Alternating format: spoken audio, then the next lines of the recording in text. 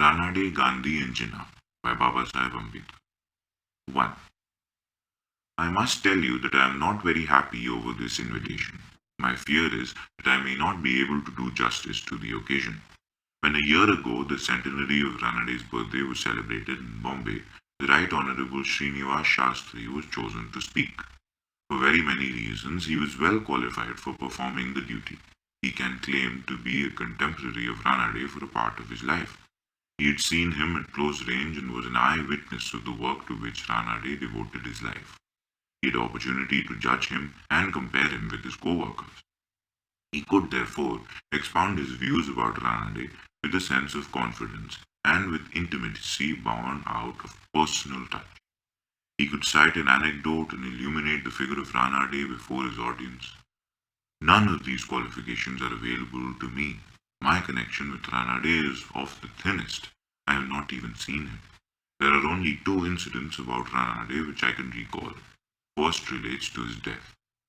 I was a student in the first standard in the Satara High School. On the 16th January 1901, the high school was closed and we boys had a holiday. We asked why it was closed and we were told that because Ranade was dead. I was then about 9 years old.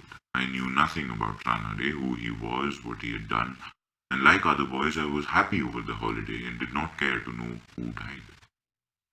The second incident which reminds me of Ranade is dated much later than the first. Once I was examining some bundles of old papers belonging to my father when I found in them a paper which purported to be a petition sent by the commissioned and non-commissioned officers of the Mahar community to the Government of India against the orders issued in 1892 banning the recruitment of Mahars in the army.